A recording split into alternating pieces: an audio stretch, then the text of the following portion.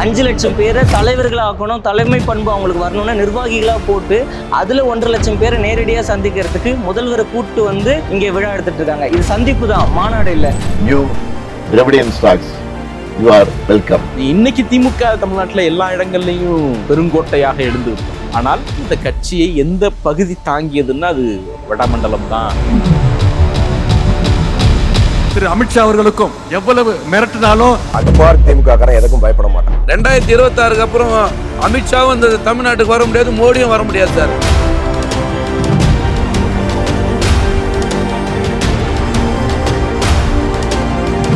நடிகர் கூட்டம்லாம் வந்து கூட்டம் தான். இப்போ 1.5 லட்சம் பேரும் நிர்வாகிகள். இளைஞர்கள் இல்லை அப்படின்னு சொன்ன அந்த வாதத்தை தூக்கி குப்பையில எறியுது. இளைஞரணி தொடங்கப்பட்ட 80களில் எவ்வளவு இளைஞர்கள் இருந்தாங்களோ அதை விட அதிகமான இளைஞர்கள் இன்னைக்கு இந்த கட்சியில இருக்கிறார்கள். கழக தலைவர் தளபதியார், துணை முதல்வர் உதயநிதி துப்பாக்கிக்கு நெத்தியில் வைப்பாங்க, பிச்சு தள்ளுவாங்க. கட்சிக்காரனாங்க பண்போட அனவா வச்சு உட்கார வைக்கணும். கூண்டுக்கு வெளியே நிற்கிறதோ பஸ் மேலே ஏறி நின்று செல்ஃபி எடுக்க மட்டும் இளைஞர்கள் யூஸ் பண்றது இல்லை. ஆனா இளைஞர்கள் நிறைய பேர் இருக்கிறாங்க. அது சோசியல் மீடியால அவங்களா இன்ஃப்ளூயன்ஸ் பண்ணி போட்டுக்கிறது. களத்துல யாரும் இல்லை. சரியான சிந்தனை இல்லாம தொலைநோக்கு பார்வை இல்லாதனாலதான் இன்னைக்கு இளைஞர்கள் அப்படி இருக்கிறாங்க. நாங்க பார்த்தா ஒரு பிற்படுத்தப்பட்ட சமுதாயத்தை சார்ந்தவங்க. நாங்கெல்லாம் வெளிப்படை எல்லா விஷயம் பண்றோம், எங்களுக்கான சுய உரிமையை காப்பாத்துறேன்னா அது திராவிடன் கட்சியால தான். கலைஞர் உயிரோட இருக்கிற வரைக்கும் நான் ஓட்டு போடல, ஆனா என் உயிர் இருக்கிற வரைக்கும் கலைஞருக்கு மட்டும்தான் ஓட்டு போடணும்.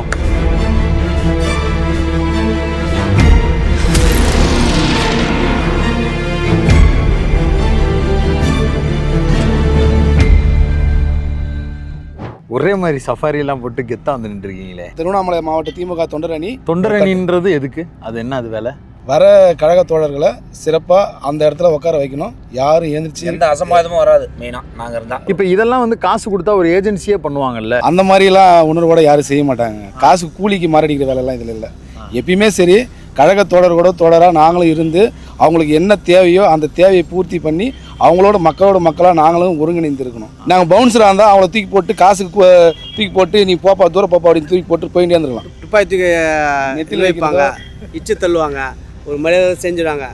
கட்சிக்காரனாங்க பண்போட அனவா வச்சு உட்கார வைக்கணும், மரியாதையோட பேசணும். கிட்டத்தட்ட ஒரு 1.5 லட்சம் பேர்கிட்ட வருவாங்கன்னு சொல்லப்படுது. மேனேஜ் பண்ணிட முடியுமா? நாங்கள் 110 பேர் திருவண்ணாமலை மாவட்டத்தில் தொண்டரணி. இந்த 110 பேர் இந்த இடத்த பார்த்துக்குவோம். ஒவ்வொரு கேபினையும் ஒரு கேபினில் வந்து இளைஞரணி கூட போடுவாங்க. ஓகே, கூட இளைஞரணி போடுவாங்க.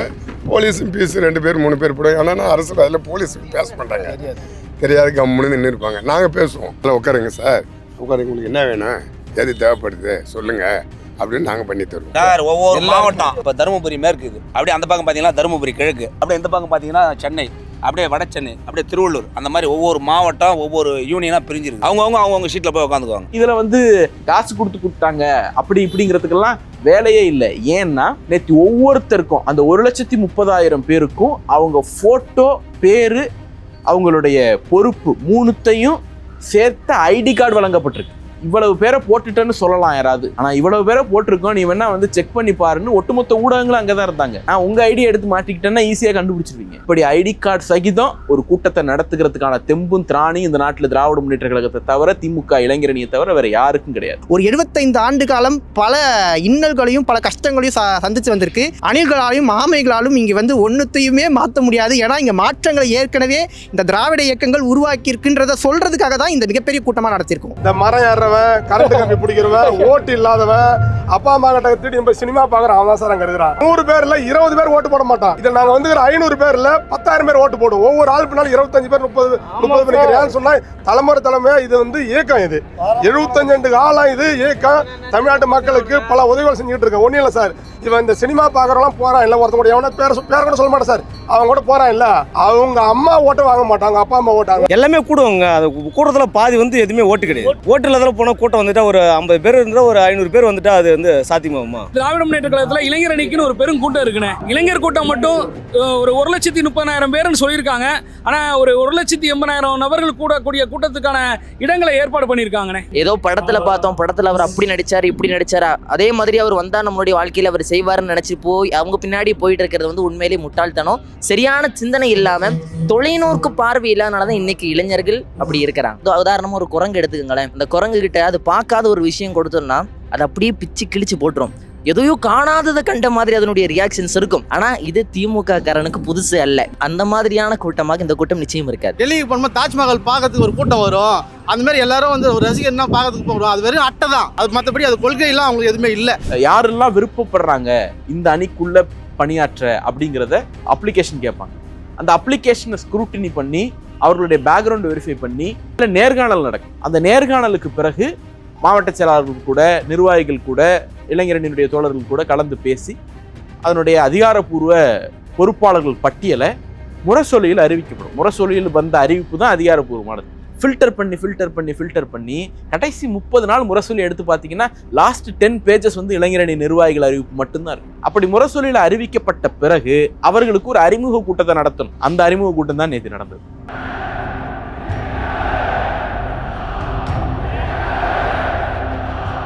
இதுல புதுசா போஸ்டிங் போடப்பட்டவங்க தான் இருக்கிறீங்களா? புதுசா போஸ்டிங் போடப்பட்டவங்க பழைய ஆளுங்களும் இருக்காங்க. மொத்தம் எத்தனை பேர் புதுசா போஸ்டிங்? இங்க ஒன்றியத்துல மட்டும் 368 பேருக்கு போட்டாங்க. என்ன பொறுப்பு?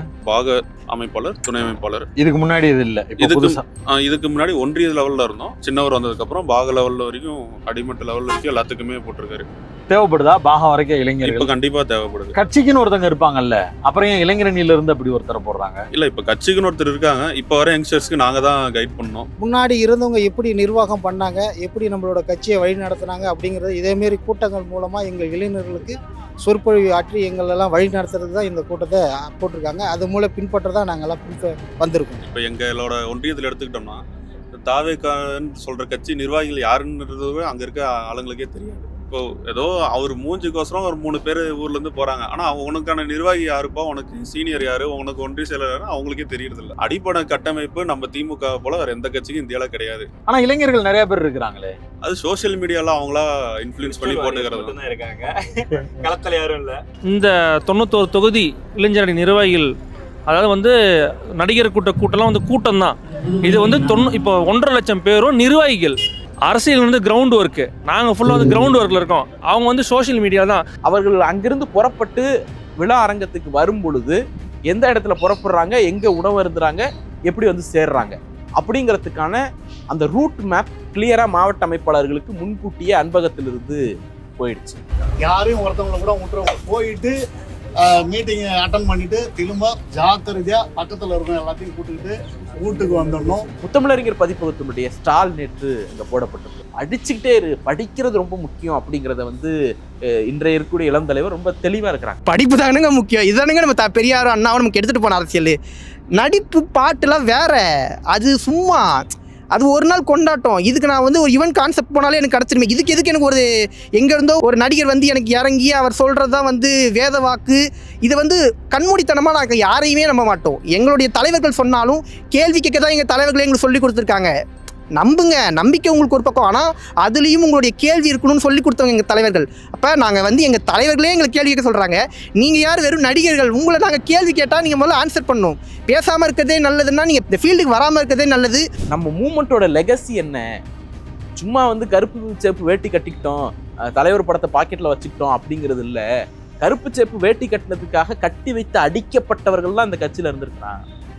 பண்ணையார் வீட்டில் கூப்பிட்டு போய் வச்சு உதைக்கப்பட்டவர்கள்லாம் இந்த கட்சியில் இருந்திருக்கிறான்.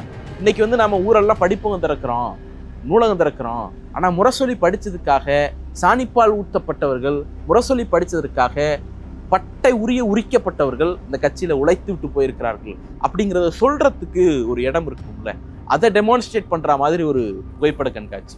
ஒவ்வொரு வாட்டியுமே இளைஞர்கள் வந்து ஏன் படிக்கணும்னு நம்ம சொல்கிறோன்னா, நீங்கள் படிச்சிங்கன்னா மட்டும்தான் வரலாறு என்னன்னு தெரியும். நீங்கள் படிச்சிங்கன்னா மட்டும்தான் யார் தலைவர்ன்றதை தேர்ந்தெடுக்கிற எண்ணம், பண்பு உங்களுக்கு வரும். அதனால தான் தொடர்ந்து எங்கள் தலைவர்கள் சொல்லிட்டு இருக்காங்க. அண்ணன் உதயநிதி சொல்கிறாரு, படிங்க.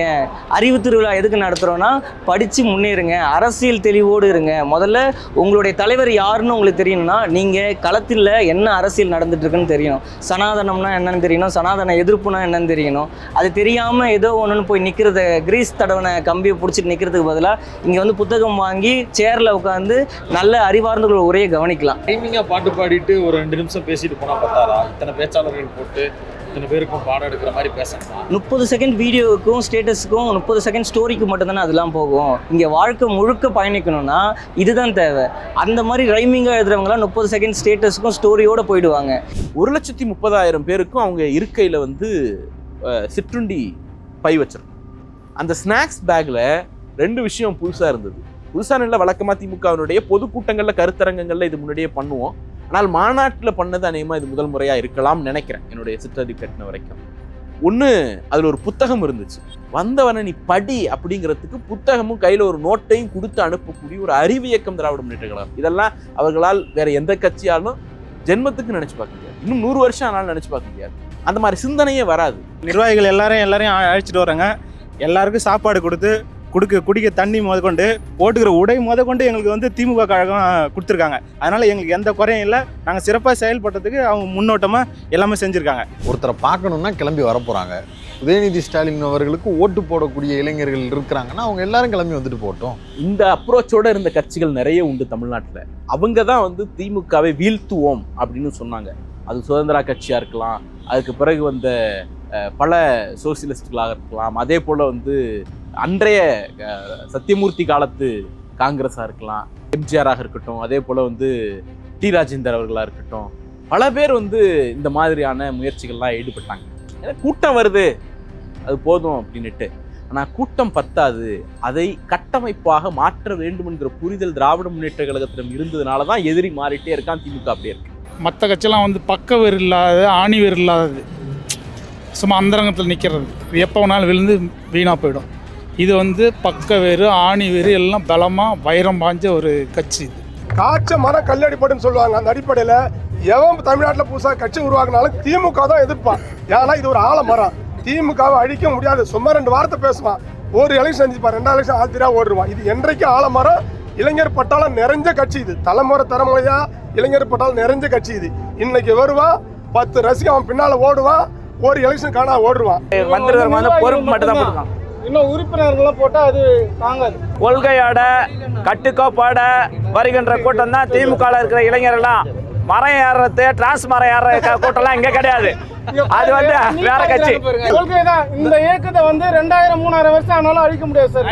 அடிப்படை கொள்கையில பாண்டிச்சேரி எங்க பக்கம் தான். நாங்கள் மரக்காணம் கிழக்கு ஒன்றியம் பாண்டிச்சேரி எங்க பாரு, கீழ்புத்துப்பட்டு பாடுறது பாண்டிச்சேரி.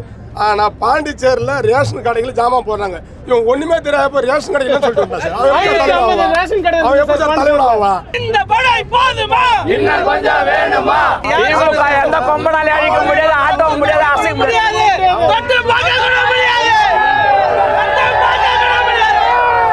யூத் ஃபோர்ஸ் வச்சிருக்காருன்னா உண்மை அதை வச்சிருக்காருங்கண்ணா. இல்லை அவருக்கு ஃபேன்ஸ் இருக்காங்க, அது ஓட்டர்ஸாக கூட ஒரு சிலர் மாறலான்னு வச்சுக்கோங்க, பண்ணலாம். அவரை பார்த்து பயந்துக்கிறீங்களான்ற மாதிரி கேட்குறாங்க. உண்மை தனிப்பட்ட முறையில் சொல்கிறேன், முன்னவும் சொன்னேன், தனிப்பட்ட முறையில் எனக்கு பயமாக இருக்குதா. தமிழ்நாடோட க்ரோத் எங்கே இருந்த க்ரோத்து எங்கே போயிட்டு இருக்கிறதுல அவரோட என்ன பாலிசி மேக்கிங் பண்ணிட போறாருன்ற விஷயத்தை பற்றி பேசவே இல்லைல்ல. என்ன பாலிசி மேக்கிங் பண்ணிட போறாரு, என்ன க்ரோத் அடுத்த லெவலுக்கு என்ன இருக்குது, என்ன எக்ஸ்பீரியன்ஸ் பண்ணிட போகிறாங்க, இதனால் வந்து என்ன எஜுகேஷன் லெவலில் என்ன ஆக போகுது, எம்ப்ளாய்மெண்ட் என்ன ஆக போகுது, தமிழ்நாடு நெக்ஸ்ட் லெவலுக்கு எங்கே போக போகுது, அதை பற்றியெல்லாம் பேசாமல் இந்த இளைஞர்கள் ஃபுல்லாக பிக்காக அந்த ஓட் பேங்க் வச்சுருக்கேன்ற மாதிரி சொல்கிற அத்தனை ஃபேன்ஸ் எல்லாருமே சப்போஸ் அது ட்ராக் மாறி போச்சுன்னு வச்சுக்கோங்க, அந்த பயம்தான் தமிழ்நாடோட ஓவரால் எங்களோட நெக்ஸ்ட் ஜென்ரேஷன் ஏன் குழந்தைங்களோ அவங்களோட லைஃபே ஸ்பாயில் ஆக மாதிரி ஆயிரும்ன்றனால கண்டிப்பாக பயமாக இருக்குதா. நடிப்பெல்லாம் 2வது தியேட்டரில் பார்ப்போம், விசில் அடிப்போம், டிக்கெட் கொடுப்போம். ஆனால் எங்களுடைய படிப்பு முக்கியம், எங்கள் ஃபேமிலி முக்கியம், எங்களுக்கு எங்கள் மாநிலத்துடைய சுயாட்சி முக்கியம். அதுக்காக எடுத்துகிட்டு போகிற தலைவர்கள் தான் எங்களுக்கு எப்பவுமே முக்கியம். அவர் கூட தான் நாங்கள் நிற்கிறோம். நான் வந்து பார்த்தீங்கன்னா இதுக்கு கலைஞர் உயிரோடு இருக்கிற வரைக்கும் திமுக ஓட்டு போட்டதே இல்லை. காரணம் என்னன்னா, அன்னைக்கு நான் இருந்தது சினிமா ஒரு ஆர்வத்தில் வேற ஒரு தலைவருக்கு போட்டேன். அந்த தலைவரும் தப்பான தலைவர்களாக இல்லை, எனக்கு பிடிக்கும். ஆனால் கலைஞர் இறந்தப்போ அப்போ நிறைய துறை சார்ந்த நிறைய பேர் வந்து பேச ஆரம்பித்தாங்க. இப்போ ஃபார் எக்ஸாம்பிள் மெடிக்கலில் வந்து பார்த்தீங்கன்னா என்னென்ன ஸ்கீம் பண்ணாங்க, எஜுகேஷனில் என்னென்ன பண்ணாங்க அப்படின்ற ஸ்கீம் நிறைய வந்து பார்த்தீங்கன்னா கொண்டு வரப்போ என்ன மாதிரி ஆளுக்கெல்லாம் அப்போ தான் ஆர்வம் வந்தது. என்னடா இது நமக்காக யார் கஷ்டப்பட்டுருக்காங்க, இவ்வளோ வேலை செஞ்சுருக்காங்க, அதை தெரியாமல் நம்ம வந்து பார்த்தோன்னா ஏதோ ஒரு போக்கில் இருந்துட்டுமே அப்படின்ட்டு அப்போ முடிவு பண்ணேன்.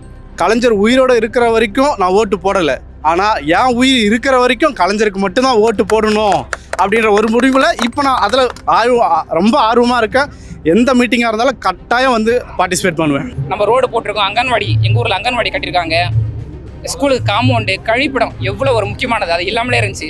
அதெல்லாம் இந்த கொண்டு வந்திருக்காங்க. 20 வருஷத்துக்கு முன்னாடி தலைவர் கலைஞர் போட்ட ரோடு மறுபடியும் அவருடைய தவப்புதல்வன் தலைவர் மு.க. ஸ்டாலின் மட்டும் அவருடைய ஆட்சி தான் மறுபடியும் வந்து போடுறாங்க. அப்போ தான் என் கிராமத்துக்கு ரோடே வருது. அங்கே பார்த்தீங்கன்னா ஒரு பிற்படுத்தப்பட்ட சமுதாயத்தை சார்ந்தவங்க நாங்கள்லாம் வெளிப்படையாக எல்லா விஷயம் பண்ணுறோம், எங்களுக்கான சுய உரிமையை காப்பாற்றுறேன்னா அது திராவிடன் கட்சியால் தான். தலைவர் பெரியார், அண்ணா, கலைஞர், ஸ்டாலின், இன்றைய இளைய தலைவர் உதயநிதி அண்ணா அவங்க காட்டுற நல்வழியில் நாங்கள் பயணிக்கிறோம். தமிழ்நாடும் சிறப்பாக இருக்கும். எல்லா இளைஞருக்கும் ஒரு கோரிக்கை வைக்கிறேன். இளம் தலைவர் பின்னாடி அணித்திரளுங்க, புரிஞ்சுக்கிட்டு அணித்திரளுங்க. சொல்கிறாங்கன்னு வராதிங்க, தற்கூரித்தனமாக எதுவும் பண்ணாதீங்க. நான் வந்து முதல் தலைமுறை பட்டதாரி. எங்கள் அப்பா கூலி, எங்கள் தாத்தா படித்தது கிடையாது. என் அப்பா வந்து பார்த்தோன்னா பள்ளிக்கூடம் போகலை. என் அம்மா வந்து பார்த்தோன்னா 3வது வரைக்கும் தான். அதுவும் வந்து பார்த்தோன்னா ஒரு 2 கிலோமீட்டர் 3 கிலோமீட்டர் தள்ளி போயிட்டு படிக்கணும். அதுவும் 3வது வரைக்கும் தான். அந்த மாதிரி இருந்த குடும்பம் நான். ஸோ இப்போ என் பேருக்கு பின்னாடி BA, MA, B.Ed, M.Phil 4 degree. அதுக்கு ஒரே காரணம் கலைஞர் கொண்டு வந்த முதல் தலைமுறை பட்டதாரின்ற ஒரு ஸ்கீம். அதில் வந்து ஏன்னா B.Ed படிக்கும்போது எனக்கு 41,000 ஸ்காலர்ஷிப் கிடச்சிது. ஸோ இது போல் நிறைய ஸ்கீம் இருந்தது. ஸோ எனக்கு வந்து ரீசன் என்ன எனக்கு தெரியல, எனக்காக யார் வேலை செஞ்சாங்கன்றது எனக்கு தெரியல. அதை தெரிஞ்சதுக்கு அப்புறம் தான் இல்லை நம்ம எங்கே போகணும் அப்படின்றது புரிஞ்சுது. அதனால தான் இப்போ நான் என் கூட இருக்கிறவங்க ஒருத்தருக்கு நான் போய் சொல்லுவேன். இப்போ நாங்கள் ஊரில் எல்லாருமே பேசிகிட்டு இருக்கோம், ஏன் திமுக, ஏன் இந்தியா கூட்டணி பின்னாடி நம்ம நிற்கணும், இப்போ இந்தியா எந்த நிலைமையில இருக்குது அப்படின்றத ஒவ்வொரு விஷயமும் பேச பேச நிறைய இளைஞர்கள் வராங்க. இப்போவும் சொல்கிறேன், எங்கள் ஊரில் ஒரு 4 பேர் இல்லை ஒரு 10 பேர் தற்குறி கூட்டம் இருக்குது. நான் இல்லைலாம் சொல்ல, அது தற்குறி கூட்டம். அவங்களுக்கு சொல்லி புரியல. அவங்களுக்கு இந்த 2026 அடி வாங்கினதுக்கு அப்புறம் தெரியும் ஏன் திமுக வரும், ஏன் முதல்வர் 200 தொகுதின்னு சொல்கிறாருல்ல, அது எங்கேருந்து வரும்ன்றத 2026 அப்புறம் தெரியும். இப்போலாம் நீங்கள் அதை பற்றினா பெருசாக ஆர்வம்லாம் காட்டுக்கலாம் தேவையில்ல. அதை லெஃப்ட் ஹேண்டில் ஹேண்டில் பண்ணுற மாதிரி தள்ளிட்டு போயிட்டே இருக்கலாம். எலெக்ஷன்னா என்னன்றது 2026 ரிசல்ட் மே மாதம் நமக்கு தெரியும். திமுகனா யாருன்றது தெரியும். அதுக்கப்புறம் விஜய்ன்ற அந்த நபருக்கு பாலிடிக்ஸ்னு என்ன, திமுக காரனா யாரு அப்படின்றது அப்போ புரியும். பாண்டிச்சேரியில் போய் திமுக பற்றி பேசலாம் சார். என்ன சார் மனுஷன் வரலாம், கட்சியை பற்றி என்ன சார் தெரியுது? பாண்டிச்சேரியில் பற்றி திமுக பற்றி பேச வேண்டியதே இல்லை. அவர் பாவம் ரங்கசாமி சின்ன ஃபோனில் பார்த்துட்டு பாவம் பஜார் ஆகிட்டார் அவர் பேசுகிற பேச்சு. ஏன்னா அவரை பற்றி எதாவது பேசணும்னு பாவம் ஃபோன் நான் உட்காந்துருந்தார். கட்சியில் பார்த்தா திமுக பற்றி பேசவே சட்டை போட்டு சட்டசபைக்கு வந்துட்டார். வெறும் ரீல் போடாமல் உண்மையான டாக்டர்களை வச்சு ஒரு விரிவான மருத்துவ கேம்ப் வந்து அங்கே அரேஞ்ச் பண்ண 100க்கும் மேற்பட்ட டாக்டர்ஸ் அவங்க இங்கே இருக்கிறாங்க. ஸ்பெஷாலிட்டி டாக்டர் மட்டும் ஒரு 50 பேருக்கு மேலே இங்கே இருக்கிறாங்க. அது மட்டும் இல்லாமல் எமர்ஜென்சி கேஷுவாலிட்டி தனியாக ஏற்பாடு பண்ணியிருக்கிறாங்க. அது மூலமாக ஏதாச்சும் ஒரு எமர்ஜென்சி ஒரு அவசர உதவி தேவைப்பட்டுச்சுன்னா உடனே நாங்கள்கிட்ட ஆம்புலன்ஸ் இருக்குது, எல்லா ஃபெசிலிட்டியும் இருக்குது. இங்கே வந்து ஹார்ட் டாக்டர் இருக்காங்க, நியூரோ டாக்டர் இருக்காங்க, எல்லா அல்ட்ராசவுண்டுக்கான எல்லா மிஷின்ஸுமே இங்கே இருக்குது. எமர்ஜென்சிக்கான எல்லா கிட்டுமே இங்கே நாங்கள் வச்சுருக்கிறோம். அதனால் எந்த ஒரு பாதிப்பு ஏற்பட்டாலும் முன்கூட்டியே அதற்கான ஏற்பாடுகளை செய்து துரிதமாக அவர்களை நாங்கள் வந்து பார்த்தோன்னா அவங்களுக்கு மருத்துவம் செய்து அவர்களை காப்பாற்றுவதற்கான எல்லா முயற்சிகளும் அமைச்சர் அவர்களின் சார்பாகவும் மருத்துவக் கல்லூரி சார்பாகவும் வந்து பார்த்தோன்னா நாங்கள் ஏற்பாடு பண்ணியிருக்கோம். சாமானிய மக்களாக இருந்தாலும் சரி, கட்சிக்காரர்களாக இருந்தாலும் சரி, தூய்மை பணியாளராக இருக்கலாம், ஒரு காவல்துறை நண்பராக இருக்கலாம், இல்லை நீங்கள் ஊடக நண்பராக இருக்கலாம், யாராகனா இருக்கலாம். யாராக இருந்தாலும் அவங்களுக்கு வந்து இலவச மருத்துவம் தான் இன்றைக்கி. யூடியூபர்ஸ் வந்து இங்கே மருத்துவம் பார்க்குறது இல்லை. பல் டாக்டர்கள் BDS பண்ணவங்க இங்கே மருத்துவம் பார்க்குறது இல்லை. MBBS முடித்து MD முடித்த டாக்டர்ஸ், அஃபிஷியலாக ரெஜிஸ்டர் பண்ண டாக்டர்ஸ் தான் இங்கே மருத்துவம் பார்ப்பாங்க. அதுவும் 15 அறைகளுக்கு மேலே. ஃபஸ்ட் எய்டுக்குன்னு ஒரு அறை இருக்குது, ஹீட் ஸ்ட்ரோக் வந்தவங்களும் தனியாக கவனிக்கிறதுன்னு ஒரு அறை இருக்குது. இப்படி எல்லாத்துக்குமே தனித்தனியாக அறைகள் இங்கே மட்டும்தான் இருக்குது.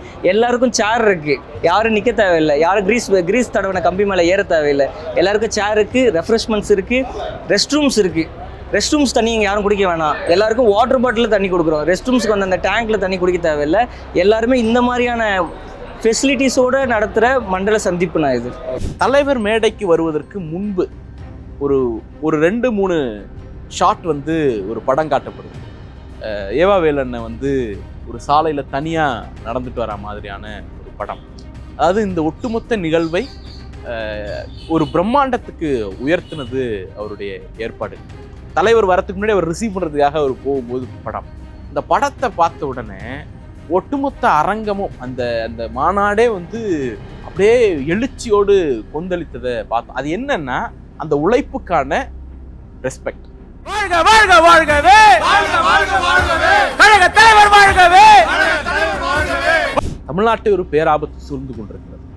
டெல்லியிலிருந்தும் நாக்பூரிலிருந்தும் பெரும் படை ஒன்று தமிழ்நாட்டை குறிவைத்து நகர்ந்துட்டு, அதற்கு வழி அமைக்கக்கூடிய வகையில் இங்கே இருக்கக்கூடிய லோக்கல் அடிமைகள் பணியாற்றி கொண்டிருக்கிறார்கள். பழைய அடிமைகளும் சரி, புதிய அடிமைகளும் சரி. அப்படி இருக்கும் பொழுது 2 பக்கம் தாக்குதல். ஒரு பக்கம் எதிரிகளிடமிருந்து, இன்னொரு பக்கம் உள்ளே இருக்கக்கூடிய துரோகிகளிடமிருந்து, அதாவது அடிமைகளிடமிருந்து. இந்த 2 தாக்குதலை எதிர்கொள்ள வேண்டிய கட்டாய நெருக்கடி 2026 வந்திருக்கிறது. 2026 தமிழ்நாட்டுக்கு முக்கியமான தேர்தல். அது வந்து 50 ஆண்டுகள் இந்த இயக்கம் எதையெல்லாம் கட்டி எழுப்பியதோ, கொஞ்சம் கொஞ்சமாக எதையெல்லாம் பிரம்மாண்டமாக உருவாக்கினோமோ, அது அத்தனையும் வெடி வைத்து தகர்க்க வேண்டுமா இல்லை அடுத்த கட்டத்துக்கு நகர்த்த வேண்டுமா அப்படிங்கிறதுக்கான தேர்தல். எந்த ஷாவுக்கும் இங்கே வேலை இல்லைங்க. எப்பயுமே இது சென்ட்ரலுக்கு அவுட் ஆஃப் கண்ட்ரோல். விஷன் 2.0 இன்று முதல் துவக்கம். 2026 நமது ஆட்சி அமையும் பொழுது மக்கள் இன்றைக்கு இருக்கிற வளர்ச்சியை விட பன்மடங்கு வளர்ச்சியை நலத்திட்டங்களை தளபதியார் வழங்குவார் என்று நம்பிக்கையோடு காத்திருக்கிறோம். அமித்ஷாவுக்கு அவர் சொன்ன செய்தி, கேரக்டரையே புரிஞ்சுக்க மாட்டேறே, திமுகவோட கேரக்டரையும் பொருந்தும், தமிழ்நாட்டோட கேரக்டருக்கும் பொருந்தும், தலைவருடைய கேரக்டருக்கும் பொருந்தும். நீங்க அன்பிரிடிக்டபிள் மேன், எந்த நேரத்தில் எந்த ஆயுதத்தை எந்த திசையிலிருந்து வீசுவார்கள் அப்படிங்கிறது தமிழ்நாடு எப்படி வீசும்னு தெரியாது, கட்சி எப்படி வீசும்னு தெரியாது, தலைவர் எந்த வியூகத்தை வகுப்பாருங்கிறதும் தெரியாது. அதனால தான் இந்தியாவில் எல்லா மாநிலத்திலையும் தங்களுடைய கால்களை பதித்தவர்களால் தமிழ்நாட்டிற்குள்ள வரவே முடியல. தலைவர் எவ்வளியோ தொண்டனும் அவ்வளி. உண்மை அதுதான். நீங்க அன்பா பேசுனீங்கன்னா தலைவர் சொன்ன மாதிரி சரி, இல்ல இதை எங்களை ஒழிச்சே தீருவோம், அடுத்த இது உங்களுக்கு தான்ற மாதிரி சவால் விட்டீங்கன்னா எதற்கும் சலைச்சவங்க எல்லாம் திமுக கார பயந்தில்ல. அக்மார்க் திமுக காரன் எதற்கும் பயப்பட மாட்டான். அமித்ஷா பீகாரை பேசலாம் சார். பீகாரில் அவங்கெல்லாம் எப்படி தெரியுங்களா, இப்போ இந்த 10,000 ரூபாய் போட்டாங்க பாருங்க பெண்களுக்கு, ஒரு குடும்பத்துக்கு, அது போட்டு ஏமாற்றி ஓட்டு வாங்கிட்டாங்க. இங்கே அவன் 20,000 போட்டால் கூட எடுப்படாது சார். 2026க்கு அப்புறம் அமித்ஷாவும் இந்த தமிழ்நாட்டுக்கு வர முடியாது, மோடியும் வர முடியாது சார். பிஜேபி ஒரு நெகட்டிவ் ஃபோர்ஸுங்கிறத தமிழ்நாட்டின் ஒவ்வொரு வீதியிலும் எடுத்து கொண்டு போய் நிலைநிறுத்திய கட்சி திமுக, நிலைநிறுத்திய தலைவர் நம்முடைய தலைவர். அதை நேற்று அவருடைய உரை அப்படியே என்ஹான்ஸ் பண்ணி மேலே ஏது. அவர் சொன்ன மாதிரி வானவில் கிடையாது சார், இது உதயசூரியன் சார். எப்பயுமே பளிச்சு நெறின்னு இளைஞர்களுக்கே தெரியும். வானவில் கொஞ்ச நேரம் எரியும் பிரகாசமாக, மறைஞ்சிடும்னு இளைஞர்களுக்கே கண்டிப்பாக தெரியும். 2026 சினிமாவில் நடிக்க போயிடுவார் சார் அவரெல்லாம். ஆனால் இவரெல்லாம் அப்படி கிடையாது. இந்த கழகத்தை இவர் தான் வழி நடத்துவார். அந்த நம்பிக்கையில் இளைஞர்கள்லாம் வருவாங்க. நான் சாதாரண ஒரு வார்டு பிரதிநிதியாக இன்றைக்கி பகுதி செயலாளராக இருக்கிறேன். அந்த மாதிரி இப்போ இளைஞர்கள்லாம் வந்திருக்காங்க. எது தெரியுங்களா, அவங்களும் ஒரு பகுதி செயலாளர். இன்னொரு விஷயம், மேடையில் ஒரு உண்மையை சொல்லியிருக்காரு, இளைஞர்கள்லாம் நிறைய சீட்டு கொடுக்க சொல்லி. அதனால் இவங்களுக்கு தான் நிறைய வாய்ப்பே இருக்குது. பீகாரை பிடிக்கலாம், எங்கே வேணால் பிடிக்கலாம், தமிழ்நாட்டை எப்பவுமே பிடிக்க முடியாது. எங்கள் தலைவர் அரணா இருக்கார், தமிழ்நாட்டுக்கு ரொம்ப ரொம்ப அரணா இருக்கார். எங்கள் இளம் தலைவர் அவர்கள் தலைவரோட தளபதியாக இருக்கார். We will never allow you. We are ready to face the consequences. உங்க தெருவில் இருக்கக்கூடிய 10-20 இளைஞர்களை நீங்க உங்க கண்ட்ரோல் எடுத்துட்டு வாங்க. நீங்க சொன்னா கேட்கற மாதிரி இருக்கணும். தெருவில் இருக்கிற வாக்குகளுக்கு நான் பொறுப்புன்னு அந்த டார்கெட்டை ஃபிக்ஸ் பண்ணி இளைஞரணி தம்பிமார்க்க வேலை செய்யணும். எல்லாரும் கூடவும் நெருங்கி பழகணும், மக்களோட மக்களா பழகணும், அவங்களுக்கு தேவையானதை செஞ்சு கொடுங்க.